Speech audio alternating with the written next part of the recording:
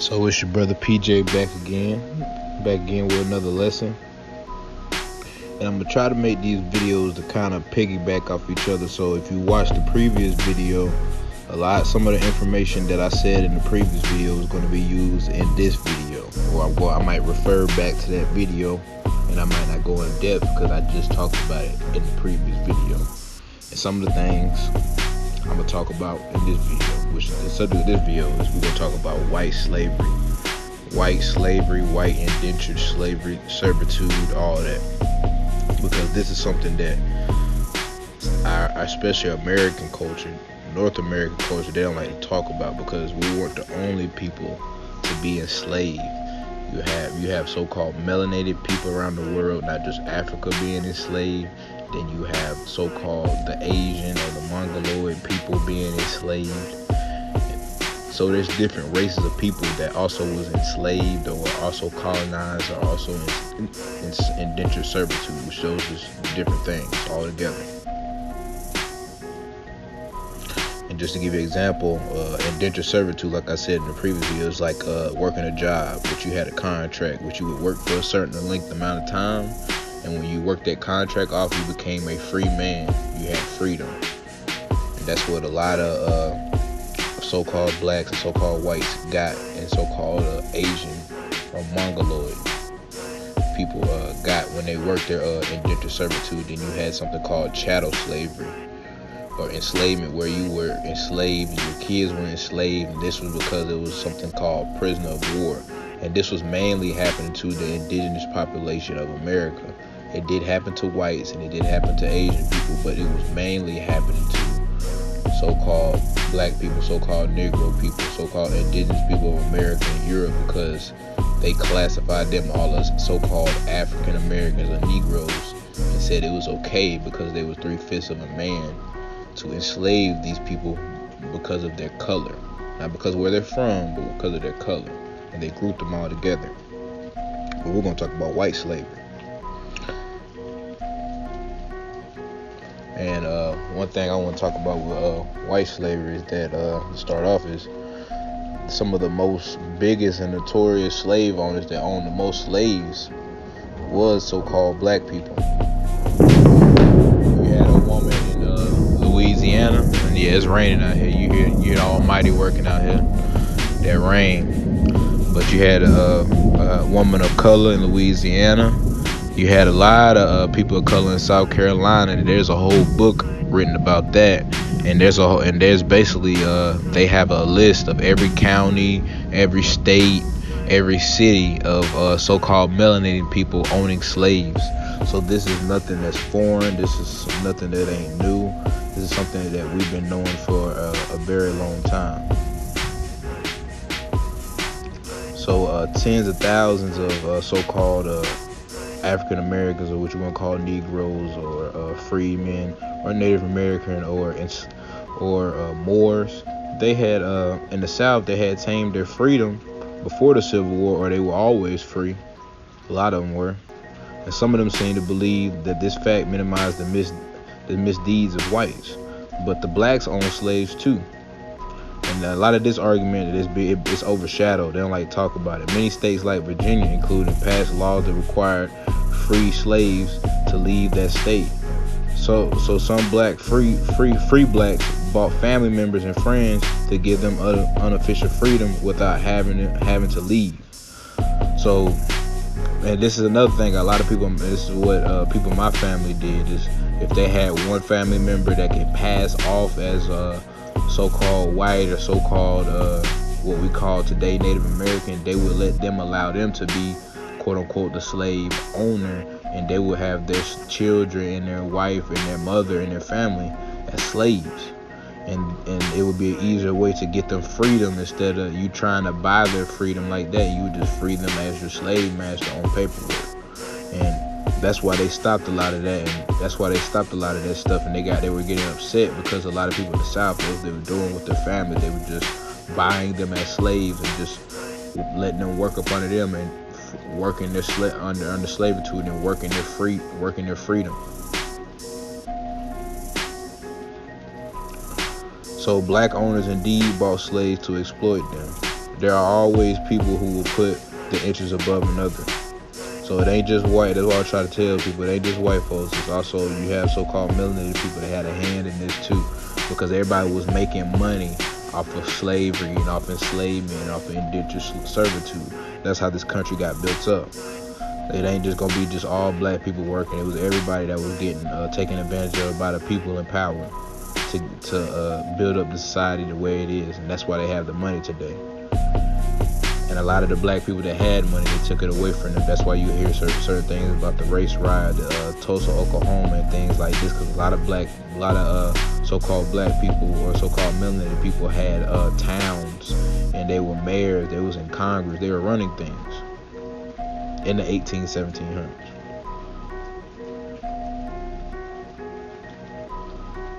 All right, so like I said, a lot of so-called Negroes or blacks, they had Asian slaves, they had white slaves, and they also had some African slaves and Indian slaves.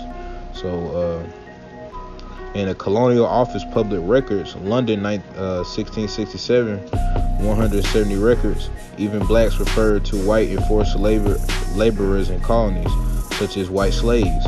Page 343 through 346, historical sketch of the persecution suffered by the Catholics of Ireland. And this is what I was talking about. Some of those so-called Irish people were white and black.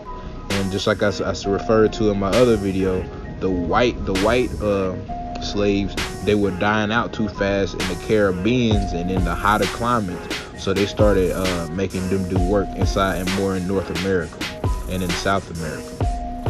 The harsh climates were in the Caribbean, so that's where they sent more melanated people that were used to that climate.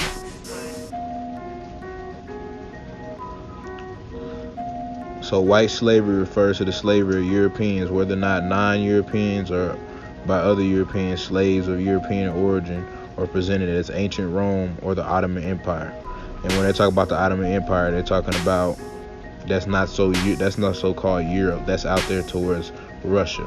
So that's where they really come from, because a lot of the European people, like I keep stating before and I will again, were melanated people.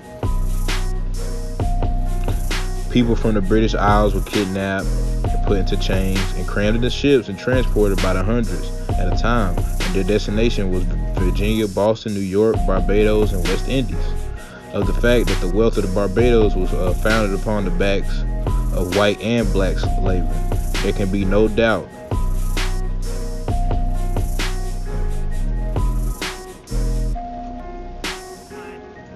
So you jump down to this, let me skip down, give me a second. Salaki, sorry.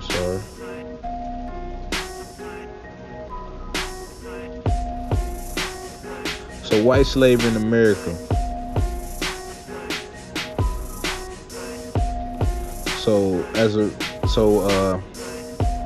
White slavery in America, up to 1.5 of all the arrivals in the American colony were white slaves. They were America's first slaves.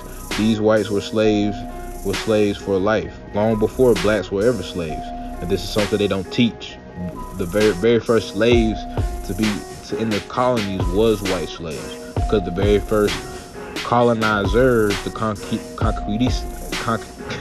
Morenos or conquerors, or the people from Spain, Salakia, were melanated people. They were Moors.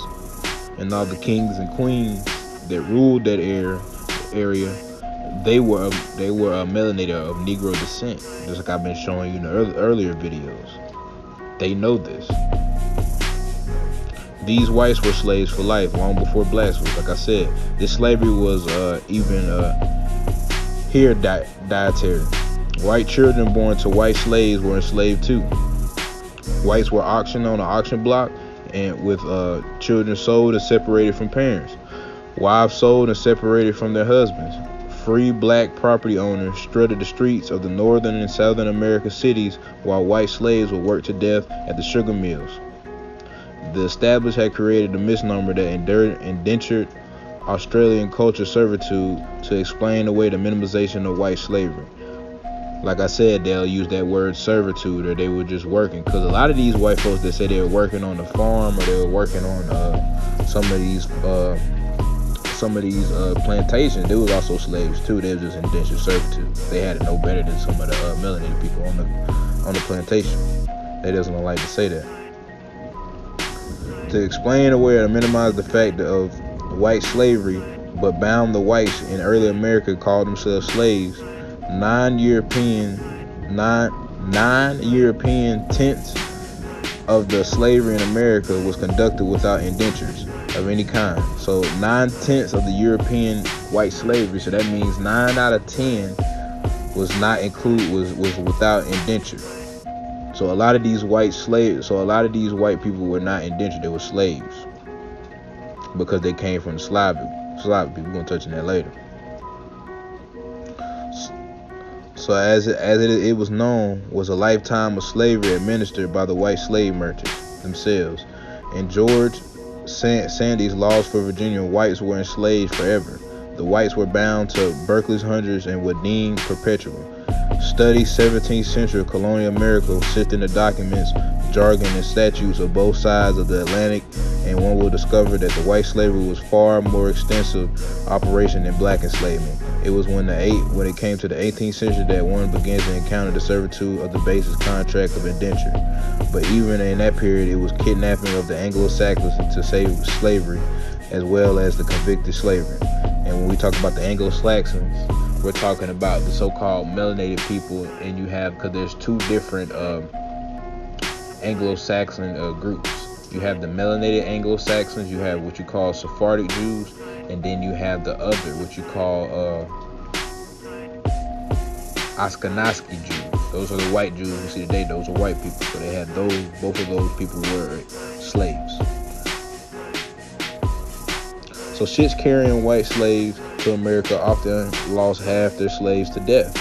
According to historian Sharon V. Salinger, scattered data revealed the mortality for white servants at certain times equaled that for black slaves in the Middle Passage. During the other periods, actually exceeded the death rate for so-called black people. Salinger reports that death rate of the 10 to 20% over the entire 18th century for black slaves on board ships en route to America. Compared. In the founding era of the colonial America, both and white slaves were referred to as servants.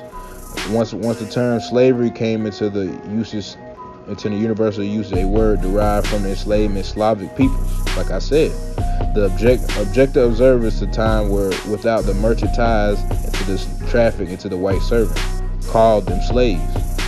Contemporary observers described and as white slavery and referred to indentured servants as white slaves.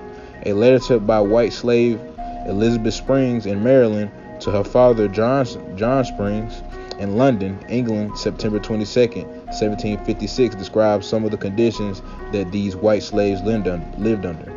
Honored father, and she knows she's talking to her father, I am sure you'll pity your distressed daughter, who we unfortunately English people suffer beyond this probability of you in English conceive. Let it suffice that I am the one in unhappy number of toiling day and night, and very often in a horse's druggery, with only the comfort and hearing of me called you bitch. You do not have enough. They am tied up and whipped to the degree that you do not serve an animal. So she's talking about how she's being treated. She's tied up and whipped, and she's being treated like an animal, like worked to death like an animal. And I'm reading this and I'm stumbling over this because it's written in an old English, so it's kind of funny. Corn. I have sacrificed anything but Indian corn and salt to eat, and even begrudge. And nay, many Negroes are better used after slaving after their master's pleasure. What rest can we get to this wrapped ourselves up in a blanket and lay upon the ground? This is a deplorable condition your poor Betty endures. So she's talking about how she had to work with the black slaves, and how it was hard for her to work with the black slave. You know what I'm saying? So she's just telling you all this and just describing her experience. And this is something documented. This is something they don't put on CNN News, or they might not the children learn in school, but this is reality. This is what really happened. And a lot of white people grow up and they don't know this history, so they're emboldened to think that they weren't a slave, and this is a big problem in American society. So black slave owner in the United States. Little has been published regarding those blacks who own slaves in the United States. However, more research bringing to little known subject to the light. Phil Burnham, the article of Selling Poor Stephen, published in February-March 1993 issue of American Heritage, found that in the U.S. Census of 1830, there were 3,775 blacks who owned 12,740 black slaves. And Burnham wrote about the slave John Cassor, who was denied his freedom by a black slave owner, Anthony Johnson. In the 1640s, John Cassor was brought from Africa to America, quote unquote. Well, I think that's a little lie, but I'm reading from an article. So where he had toiled as a servant for Virginia landowner. In 1654, Cassor filed a complaint at the Northampton County Court, claiming that his master, Anthony Johnson, a black man, so-called Negro man, unjustly extended the terms of his indentured slavery, with the intention of keeping Cassor as a slave for life. Johnson insisted that he knew nothing of anything of indenture. He fought hard to retain what he had regarded as a personal property. After much wrangling, on March 8, 1655, the court ruled that the said Johnson Cassor Negro shall forthwith be returned unto the service of his master Anthony Johnson, co-signing him as a better lifetime of bondage. So basically, like, this is what's happening. Going to court, and you were basically you would say you were an indentured servant, and they would fool you and be like, oh no, you a slave, you can't have to work forever. So that's what they're doing to a lot of people when they were coming here. So Carter G. Woodson, whose grandparents and father had been slaves, was one of the very first to write about the black slaves owner and the free Negro slave owner of slaves in the United States in 1830, published in 1924. Woodson gives the names and numbers of slaves that were owned by free blacks, counted in the United States Census 1830, listing them by name and the number of slaves they owned. The black roots of slavery also noted issues of the black slave owners. There were many free blacks in American colony that were enfranchised as early as 1641 by Mathis D. Souza, who were elected by the legislators. These free blacks owned slaves, and some for the philanthropic reasons, like philanthropy. So Carter G. Woodson suggests, however, that John Hope Franklin wrote, free Negroes had a real economic interest in the institution of slavery and held slaves in order to improve their economic status. So this is why, like I said earlier, this is why you've seen a lot of black people invented things, building things, they own towns. Like Louisiana was basically ran by people of color for a very long time until it started getting into the race riots. And if you ever played a game called The Mafia, they detail a lot of that racism in Louisiana and a lot of corruption that happened to the original population of Louisiana. A lot of people in Louisiana will tell you about that. So the state of South Carolina listed 464 free blacks owning 2,715 slaves. And this is where, if you're in Georgia, a lot of your ancestors came from. And just because they tell you a slave, you might need to go look this stuff up. Your ancestors might own some land out there. They might be a slave owner. Just like some of my people, they were slave owners.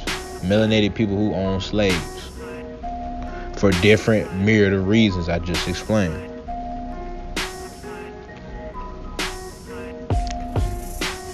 So one seemed to mention during the flag controversy, a lot of blacks served in the Confederate Army, as one of my great grandfathers did. He served on the Confederate side because that's where their home was. They were fighting their home, they were protecting their home front.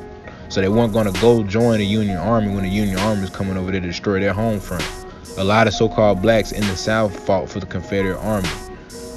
Robert E. Lee, Ulysses S. Grant, these people are all people of color. It's all described in the Library of Congress.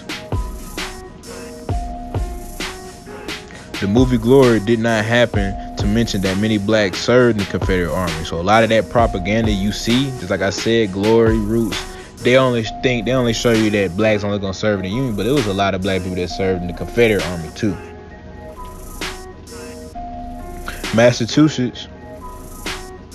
It did not give the impression that black soldiers in the 54th Massachusetts were former slaves, which was not true. Harry Carger and the black slave owners and free black slave masters in South Carolina reported as the success of black women in Charleston by 1860 that so many black women in Charleston had inherited or been given slaves by other property by white men and used their property to start being successful businesswomen. They own 70% of the black-owned slaves in the city. So just like I was trying to tell you, a lot of black women, they had a lot of business going on. So it wasn't like a lot of people like to say women didn't have no rights, they couldn't do this and that. No, a lot of melanated women of color were owning slaves, owning property, owning business, owning land, and they were running things. So that's a straight up lie. They try to push this propaganda that women have always been oppressed to make us fight against each other. From Kroger's work, it is noted that black slave owners resided in states as north as New York and as far south as Florida, and extended westward into Kentucky, Mississippi, Louisiana, Missouri. According to the federal census of 1830, free blacks owned more than 10,000 slaves in Louisiana, Maryland, South Carolina, and Virginia. The majority of black slave owners lived in Louisiana and planted sugar. Just like I was trying to tell you, a lot of black slave owners, the most of them were Louisiana, because you got to cultivate and you got to live out in these climates. So who you think was out there like that? John Hope Franklin, Loren Scavenger, and the runaway slaves rebels on the plantation revealed that conditions under blacks masters could be such that the slaves would run away. The largest black slave owner in the South was John Carruthers Stanley of North Carolina, and faced a number of problems in the 1820s dealing with a slave labor forced upon his 3 turpentine plantations in the Craven County. With a total of 163 slaves, Stanley had a harsh and profit-minded taskmaster. His field hands would run away, and Stanley dealt with this throughout his 2 white overseers, which these people were slaves too, with a spy network that included a few trusted slaves. Britisher and his slave Barbary in the New Bern was responsible for relaying his owner rumors of planned escapes. Nor did Stanley and his pains of coincidences about selling children away from their parents, holding free blacks in bondage. Free black slave owners who lived in urban areas, Charleston, Savannah, Mobile, Natchez, and New Orleans, also faced difficulties with slave property. Free mulatto barber William Johnson of Natchez was not certainly what had happened to his recent purchased slave, Walker, when he had disappeared in 1835. He had either been stolen or he had ran away to Kentucky and rejoined his wife. When only in July 4, 1833, the authorities of Ascension of Paris, Louisiana, the jailed 14-year-old black named Isaac took off the steamer. The watchman, he admitted that he was owned by a free woman of color in New Orleans named Jane. So I'll just give you a couple instances and a couple historical accounts of black people owning slaves, and I mean I'll put this in the description, and it'll be from a link to my website with a document where it'll basically detail all this information in more detail that I'm going over, and it will have sources of where you can find this stuff. And there's also books on it, and I'll put the books up. I'll put a picture of the books in my video so you can look at it. You can go look at the books, because this is something that they don't really teach and they don't really tell. But give me a second, I'm gonna hop down. I just give you a little quick overview to talk about white slavery, because that's just American white, because there's other times of white slavery, and I just wanted to talk about it. So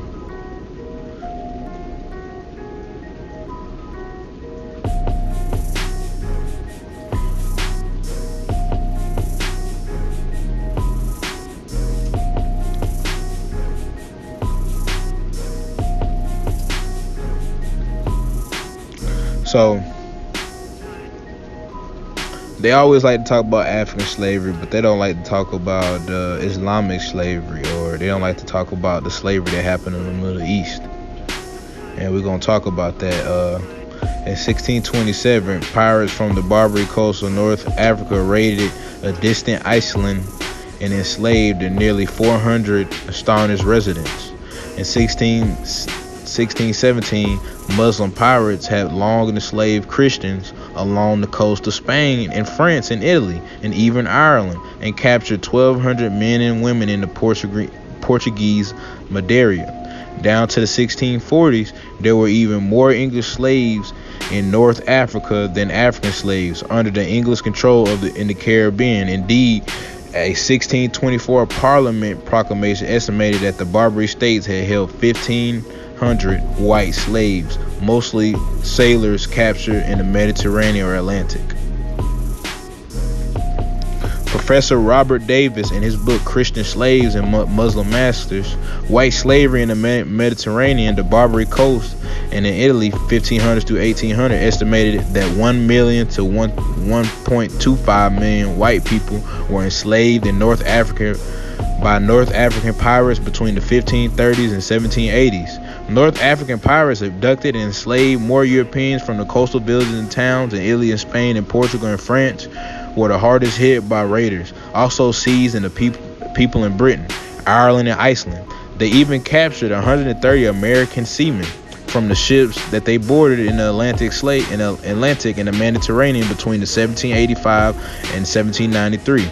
531 Arab pirates and white slaves interested in the Arab slaving of Europeans was rekindled in the 1990s by the discovery of the site of the Barbary coast shipwrecked at the Moor Sands on the South Devon coast in England. Icon Films produced a documentary of the subject and published some of their findings.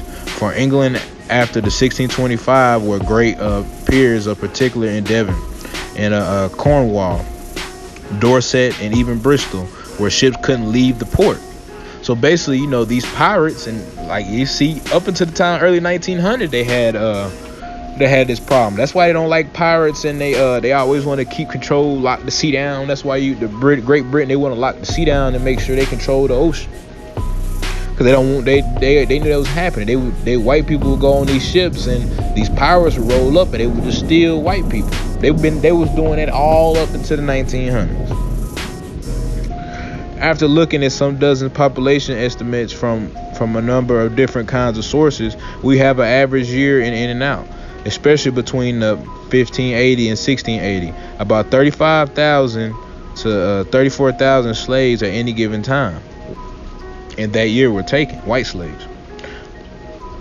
Well, knowing this, and it becomes a question of estimating simply how many slaves would it be necessary to be taken every year to keep that number. I've estimated overall in between 1530 and 1680 that it was about 2 and 2.5 centuries.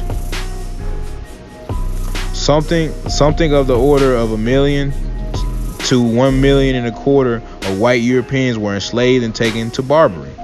Arab pirates had plagued the southwest east coast of England and Ireland throughout the 17th century, but the height of the activity was around the 1630, when England's navy was at its weakest. While anything of value was fair game, their main quarry was slaves. In the beginning, they were targeting the crews of the West Country fish boats, but as the pirates grew bolder, they came ashore to find victims, such as entire congregation of villages, churches in Cornwall. Just like I said, this is Cornwall, this is Cornwall, west of Cornwall. They're talking about, this is how you know this is white people. This is when the white people took over after 1492. So most of the inhabitants of Baltimore and the Southern Ireland. A successful ransom seller reported, if the hands of the smooth, that it was ransom, but if the hands of the rough, that it was sold as slaves. But so basically what it's saying, like if their hands were rough, it was sold as if their hands were soft, it's sold as ransom, because it was perceived that these people had to be of nobility, because if your hands weren't rough, that means you weren't working, so that means you must have been somebody of importance. But if your hands were rough, that means you were working, so they kind of figured that you just be a slave. Nobody really will come back looking for you. And that was a big thing. And though Barbary privateers began to seize North American colonists early as 1625. Barbary captivity narratives did not begin to flourish until after the American Revolution. During these years, and the stories of the Barbary captivity forced the United States government to pay humiliating tributes to African rulers and stimulated the drive to create the U.S. now and brought to America's first post-revolutionary war. These tales were also used to both justify and vilify slavery. Slavery under Islam, books such as Islam, Black Slaves, and other Black Diaspora by Ronald Segal, and The Race and Slavery of the Middle East, and Historical Inquiry by Bernard Lewis, have made it available that a wider knowledge of Arab slavery. Using many Arab, and Persian sources in the original languages traced in the connects between slavery and status of both theory and practice in the Islamic world from the 7th century to the present and to the quite late 19th century, when the Russians closed the Caucasus route. White slaves were imported. After this, black slaves became predominant. They were the predominant thing. They just got the black slaves because white people started to cut themselves off. They was like, we're not even going down the middle of the people. And that's why if you notice, America and a lot of white countries have an issue with the Middle East, because Islam, they still believe that you're supposed to put white people in slavery. They slaves. That's what they believe. That's their culture. That's because that was the old world. That's what they lived in. And that's why America and those countries, they don't like them people, because they still remember the things that they did up until 19th century. So this black slaves became, like I said, it became the predominant thing. On the whole, Lewis demolished this somewhat idealized and guilt-generated Western perception of Islamic slavery as being more begun in the Western counterpart than its culture of non-racists. He demonstrates that free blacks rarely rose to high positions and quotes anti-black operations about it when he did. Arab rulers even had white eunuchs. So just like they had, eunuchs. Eunuchs. They had white eunuchs, so they would cut the private parts off, and they would just serve. They would just serve. Or they had sex slaves. So in Islam, black slaves and Ronald Segal reveals that the Baghdad at the beginning of the 10th century had 7,000 black eunuchs and 4,000 white ones in his palace. And Hakwal, writing in 970s, remarked among the most famous exports and uncommonly slaves, both male and female, from Frankincense and Galician regions, and that all are Slavic eunuchs on earth. That and all Slavic eunuchs on earth came from the Aldulans, because they are all castrated in that region. So they had a lot of Slavic eunuchs, and Slavic come from that's Slavic people, and that's where the word slave come from, because those are the original slaves, the Slavic people, which were white people.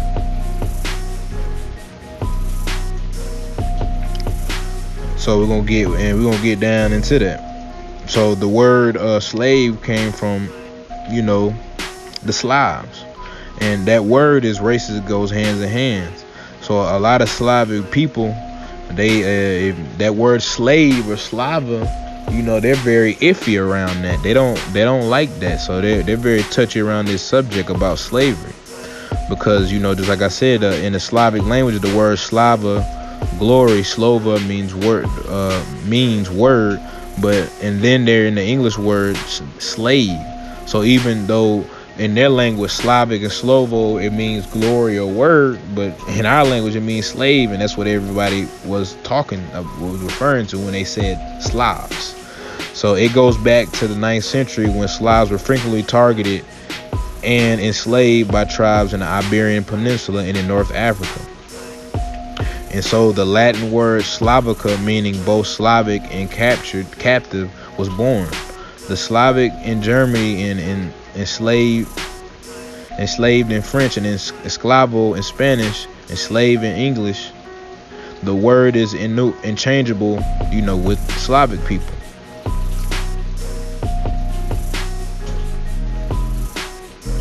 So the Slavonic people have been reduced to a servitude state by the conquest in the 9th century. In the 9th century, it happens when the Slavic tribes across the Central Eastern Europe and started to form their first Slavic states. In the 9th century, many of the country was called by the first Bulgarian Empire and was experienced in its golden age. So just like I said, these Slavic people, when they had first started to come up and started to build up the society, because they had just existed, they had started to get taken over by all the other tribes around Europe and in Russia, because they were all melanated people. Even the Mongoloids people there, they were melanated people, and they were starting to enslave these people.